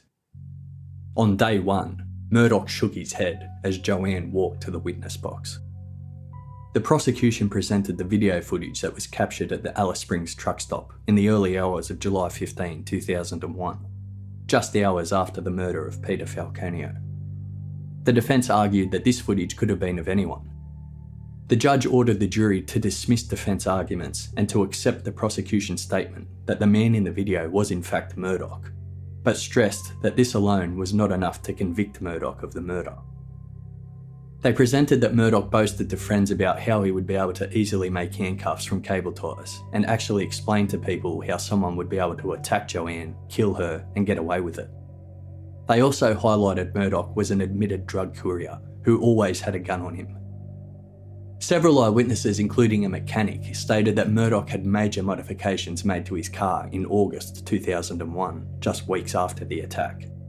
Experts testified that road conditions across the top end of the Northern Territory were good on July 14 and July 15, 2001, making it possible to complete the trek from Alice Springs to Broome in less than 16 hours. And Murdoch actually had 20 hours to make that drive, so it was well and truly possible.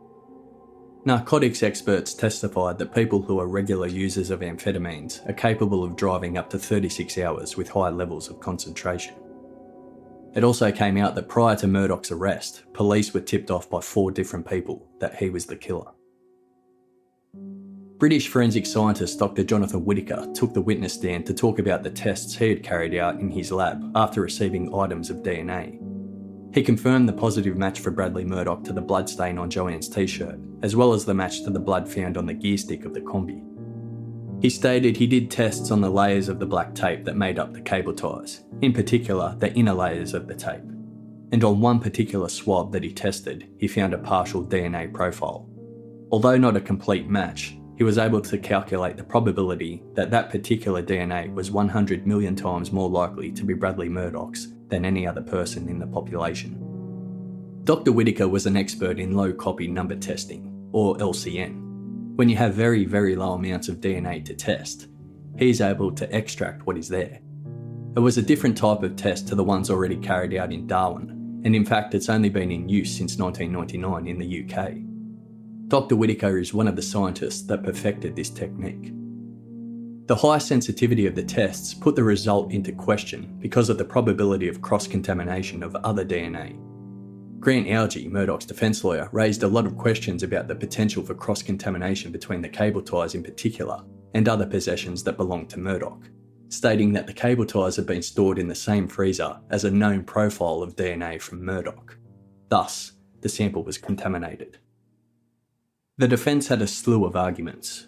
Their main defence was in relation to the DNA evidence, that the forensic labs that conducted all DNA testing in this case were not up to accreditation standards, and hence all DNA tests were unofficial, and that DNA from some samples could have contaminated others. They argued that DNA was mixed up, and when items were recovered at the scene 3 months after the incident, they must have been planted by police. They argued that both Peter and Joanne were heavy users of marijuana and occasional users of ecstasy. They had a joint just 20 minutes prior to the offence, so Joanne may have been stoned at the time. They continue to point out the misidentification of the breed of dog and Joanne's confusion over the description of her attacker's vehicle, compared to what Murdoch's vehicle looked like at the time of his arrest. The prosecution had to remind the court of the changes Murdoch made to his vehicle prior to that arrest. Murdoch argued that he did not have a compartment from which you could go from inside his vehicle to the back tray. Joanne had not been sure how she came to be in the back tray and suggested that this could have been how. The defence made the point that police nor Aboriginal trackers had found any trace of Peter's body. They also argued that Joanne did not have injuries consistent with the type of attack she suffered. The defence then said that Murdoch, Peter and Joanne were all positively identified at the same fast food restaurant, Red Rooster, in Alice Springs on the day of the attack. So Joanne and Murdoch may have bumped into each other there. The prosecution argued that the times they were seen were different. But even if this was true, they did bump into each other. This would only account for finding contact DNA, whereas they had Murdoch's blood. Murdoch claimed that he had been set up by James Heppy, that Heppy was gunning for a deal to reduce his own jail sentence, and the police were trying to pin the murder on him. James Heppy's ex-girlfriend, Rachel Maxwell, told the court that she met Bradley Murdoch a number of times in 2001. She said she saw Murdoch and Heppy with a gun at Heppy's property at Sedan in South Australia. The gun had a silver barrel and wooden handle, kind of like a gun you see in a Western, a John Wayne-style gun. When Joanne gave evidence at the beginning of the trial, she described the gun used in her attack as having a silver barrel and looking like a Western style of gun. Julie McPhail was then called to the stand. Julie was the 22-year-old barmaid who had driven alongside Murdoch, shared drugs with him, and camped with him one night 4 weeks before the incident at Barrow Creek. She told the court that she shared a campsite with Murdoch on June 19, 2001. It was there that she told Murdoch of her plans to travel in a combi van through the Barrow Creek area with a friend. As she was a witness, she was not allowed to hear other evidence given in the court. So that's why Julie said it was only that week, the week of the trial, when she read snippets of Joanne's book, which featured in the Herald Sun newspaper, that she realised how close she may have been to tragedy.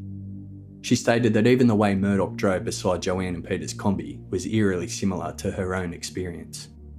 She confirmed that Murdoch had scared her off when he pulled out a gun and fired it into the bush. Beverly Allen, Murdoch's girlfriend, said that Murdoch showed her the newspaper page containing the CCTV images. She was pretty convinced that it was Murdoch and his vehicle on the front page. But Murdoch sat her down and pointed out all the differences of the vehicle. Murdoch also said that he was towing a camper trailer, so it could not have been him. But Beverly said that the picture of the person concerned her because it just looked like Murdoch. When asked what made her think that, Beverly said, "I just remember the way he walked. The way he sort of held himself, his body posture." When James Heppy took the witness stand, he stated that in August 2001, he saw the same newspaper images seen by Beverly Allen. He said the images on the front page of the newspaper were discussed between him and Murdoch. Murdoch also denied to Heppy that it was him or his four-wheel drive in the images.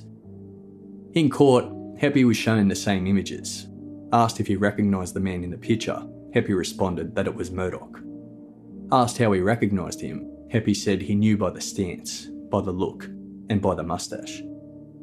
Heppy also said Murdoch had told him the best place to bury a body was in a spoon drain, and that he saw Murdoch making cable tie handcuffs. After his testimony, Heppy and Murdoch shared this exchange in the courtroom. Murdoch, "You're a fucking liar." Heppy, "Fuck you." Judge, "Alright, thank you. That's enough."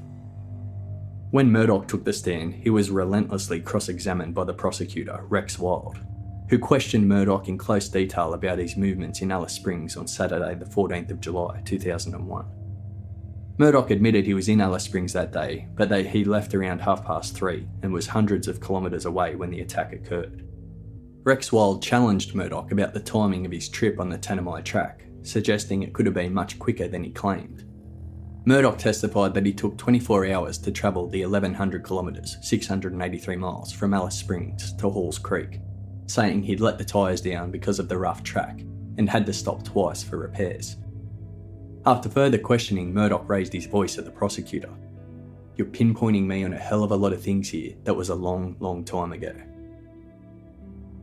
Murdoch repeatedly denied it was him in the Shell truck stop security footage, and he gave numerous reasons why the man and the vehicle in the footage were different. But after more cross-examination, he started to admit that there were similarities. He admitted that parts of the vehicle were similar, like the shape and the height of the vehicle. He admitted that the wheels and the rims were the same, but said the tyres and zips on his canopy were not the same as the one in the video. When asked directly if it was his vehicle, Murdoch said firmly, "It's not my vehicle, because I know I was not there at that particular time." The jury were then showed the video footage. The prosecutor said it looked like Murdoch, to which he replied, "The image looked like a lot of people." Murdoch was then reminded that his own father called him to tell him he had seen him on the television. When asked to explain his DNA on Joanne's t-shirt, Murdoch simply said, "I can't." Another damning piece of evidence was found when an officer of the task force meticulously trawled through the thousands of belongings confiscated as evidence from Murdoch's car and trailer. The officer found a single twisted hair tie with a silver clip that Joanne had lost in her struggle to get away. It was wrapped around Murdoch's shoulder gun holster.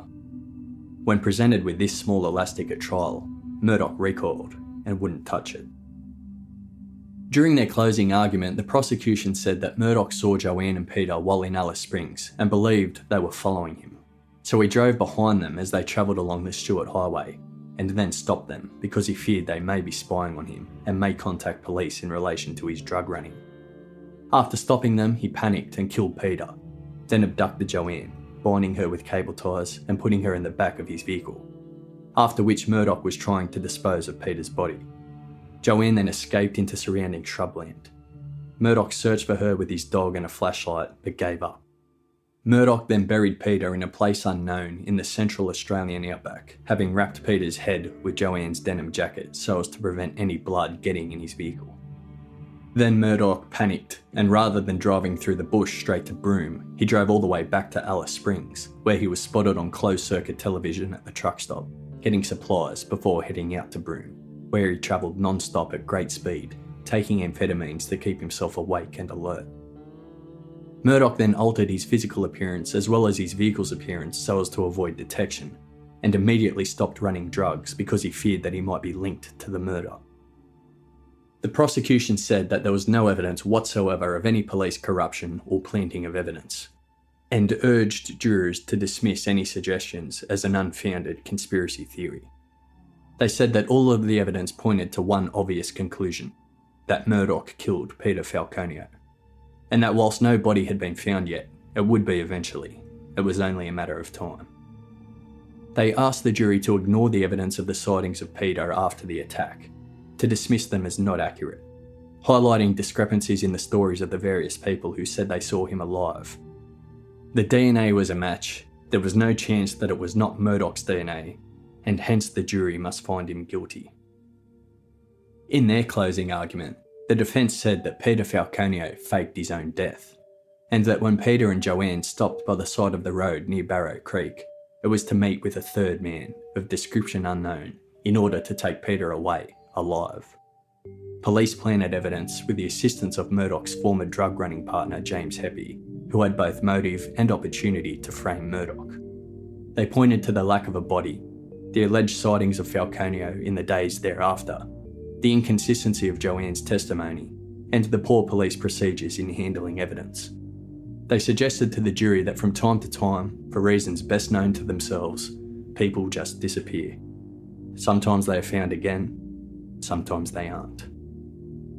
After all of the evidence was heard, Judge Brian Martin gave the following instructions to the jury. How you approach the evidence is a matter entirely for you. There are many issues that have been raised for your consideration. You may or may not be able to resolve all the issues. You must put aside the flamboyant suggestions of counsel that we do not need experts from the mother country to teach us colonials a thing or two. Please put aside all the hyperbole and concentrate on the evidence before you. That's why you look at all the evidence, not just the experts. The question to be considered by you is whether you are satisfied the accused's blood came to be on the t-shirt in the course of attacking Miss Lee's. Are you satisfied that the DNA came to be on the item because of contact in the course of the accused attacking Miss Lee's? Or is it a reasonable possibility that the DNA came to be on the item through an innocent contact, or through some form of contamination, either deliberate or accidental?